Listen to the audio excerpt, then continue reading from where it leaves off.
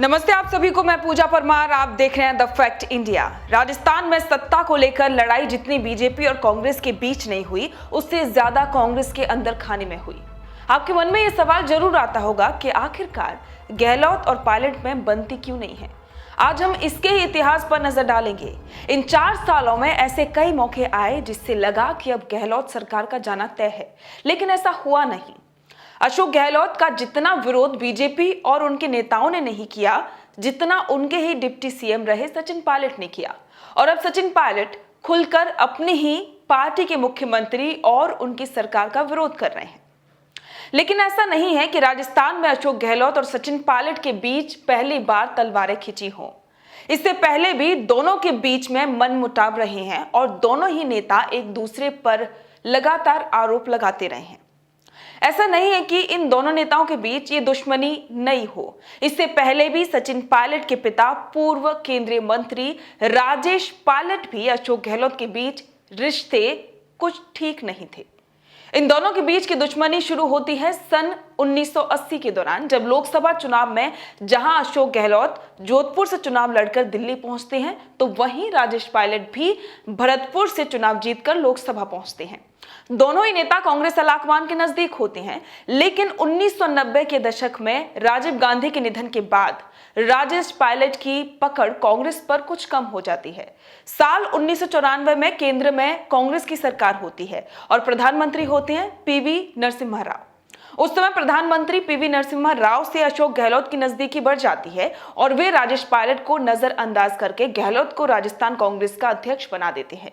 ये बात राजेश पायलट के दिल में घर कर जाती है, लेकिन पार्टी अनुशासन के कारण वो इस फैसले को स्वीकार कर लेते हैं।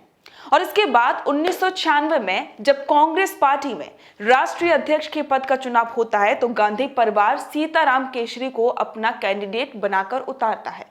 वहीं राजेश पायलट भी अध्यक्ष पद की दावेदारी करते हैं। ये बात कहीं ना कहीं गांधी परिवार को चुभती है, लेकिन पार्टी इस फैसले को नजरअंदाज करती है। इस दौरान अशोक गहलोत खुलकर राजेश पायलट की उम्मीदवारी का विरोध भी करते हैं और सीताराम केशरी चुनाव जीतकर अध्यक्ष बन जाते हैं। अशोक गहलोत का यह फैसला उन्हें गांधी परिवार के और भी ज्यादा नजदीक पहुंचा देता है और कभी राजीव गांधी के खास कहे जाने वाले राजेश पायलट को और भी दूर कर देता है। सीताराम केसरी का समर्थन करने के फैसले का फल अशोक गहलोत को सन 1998 में मिलता है। जब कांग्रेस राजस्थान में चुनाव जीतती है, तो अशोक गहलोत को पहली बार मुख्यमंत्री बनाया जाता है। इस दौरान भी कांग्रेस आलाकमान राजेश पायलट को नजरअंदाज करता है।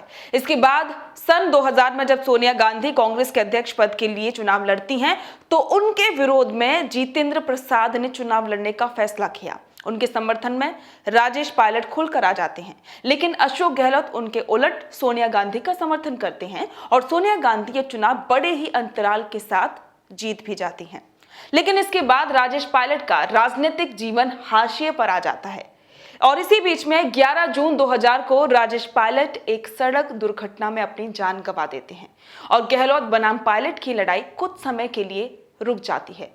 सभी को लगता है कि राजस्थान कांग्रेस के दो मजबूत स्तंभों के बीच की लड़ाई अब शायद हमेशा के लिए शांत हो गई हो, लेकिन किसी को भी यह मालूम नहीं था कि यह तो तूफान के आने से पहले की शांति भर थी। इसके बाद सन 2002 में राजेश पायलट के बेटे सचिन पायलट राजनीति में कदम रखते हैं और कांग्रेस पार्टी की सदस्यता लेते हैं। ये वो समय था जब कांग्रेस दोबारा से अपने पैरों पर खड़ी हो रही होती और पार्टी में राहुल गांधी का उदय हो रहा था। इस दौरान सचिन पायलट राहुल गांधी के नजदीक लोगों में से एक थे। पार्टी उन्हें 2009 में अजमेर से लोकसभा का चुनाव लड़ाती है और वो जीतकर लोकसभा पहुंचते भी हैं। और इसके बाद साल 2012 में मनमोहन सरकार में उन्हें केंद्रीय संचार एवं सूचना प्रौद्योगिकी मंत्री बनाया जाता है। इधर अशोक गहलोत 2008 में राजस्थान के दूसरी बार मुख्यमंत्री बनते हैं, लेकिन 2013 में राजस्थान में कांग्रेस की बुरी तरह हार होती है और पार्टी विधानसभा के कुल 200 सीट में से 21 सीट ही जीत पाती है। इसके बाद सचिन पायलट के राजस्थान कांग्रेस में अच्छे दिन आ जाते हैं। कांग्रेस हाईकमान अशोक गहलोत को दरकिनार करके सचिन पायलट को मौका देती है। सन 2018 में राजस्थान विधानसभा के चुनाव हुए, तब पार्टी ने सचिन पायलट, जो कि प्रदेश कांग्रेस के मुखिया भी थे, उन्हें खुली छूट दे देती है। सचिन पायलट ने वसुंधरा राजे की सरकार पर जमकर हमला बोला और पूरे प्रदेश में में घूम घूम कर कांग्रेस के पक्ष में माहौल बनाया। टिकट बंटवारे में भी सचिन पायलट की खूब चली थी और इसका परिणाम ये हुआ कि कांग्रेस राजस्थान में भारी मतों से जीती और पहली बार 100 सीटों पे जीतने में कामयाब हुई। लेकिन जब मुख्यमंत्री बनाने की बात आई तो दिल्ली हाईकमान ने अशोक गहलोत को मुख्यमंत्री बना दिया और पायलट को डिप्टी सीएम पद पर ही संतोष करना पड़ा।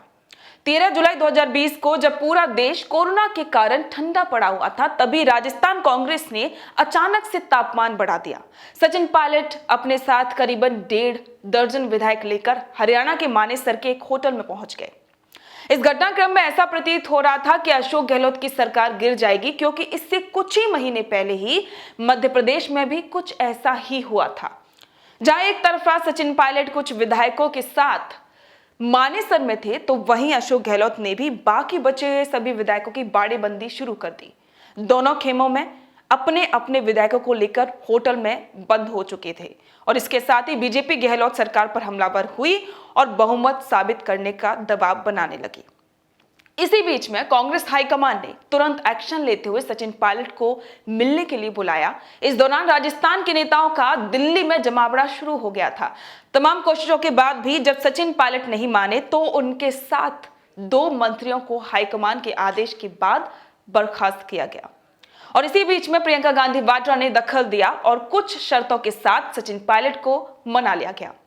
इससे राजस्थान पर आया सियासी संकट कुछ समय के लिए टल तो गया था, लेकिन इसमें सचिन पायलट को अपना डिप्टी सीएम और कांग्रेस प्रदेश अध्यक्ष का पद गंवाना पड़ा। इस लड़ाई को बंद करने की कोशिश अलाकमान ने की और पिछले साल हुए कांग्रेस अध्यक्ष पद के चुनाव में सोनिया गांधी ने अशोक गहलोत को उम्मीदवार बनाने की पेशकश की, लेकिन इससे राजस्थान में बवाल और ज्यादा बढ़ गया। गहलोत गुट के 90 विधायक ने अपना त्याग पत्र राजस्थान विधानसभा के अध्यक्ष सीपी जोशी को दे दिया। बागी विधायकों ने मांग सामने रखी कि अगर अशोक गहलोत को मुख्यमंत्री पद से हटाया जाता है तो उनके ही गुट के किसी विधायक को मुख्यमंत्री बनाया जाए। वो सचिन पायलट का नेतृत्व स्वीकार नहीं करते हैं। इस मामले को तूल पकड़ता देखकर कांग्रेस हाईकमान ने अशोक गहलोत को मुख्यमंत्री पद पर बने रहने दिया। इसके बाद पायलट फिर थोड़ा सा शांत हो गए थे, लेकिन एक बार फिर जब वो गहलोत के सामने आए तो पूरी तैयारी के साथ गहलोत को जमकर घेरा, लेकिन कांग्रेस पार्टी को लेकर कुछ नहीं कहा। अब बात यह भी सामने आ रही है कि जयपुर में अनशन केवल और केवल पार्टी अलाकमान को अपनी शक्ति दिखाने का एक बहाना था, लेकिन पायलट को मोटिव है कि वो साफ है कि सचिन पायलट ने अपने पिता के अधूरे सपने को पूरा करने की ठान ली है। आपका इस मामले में क्या कहना है? कमेंट करके जरूर बताएं। बने रहें द फैक्ट इंडिया के साथ।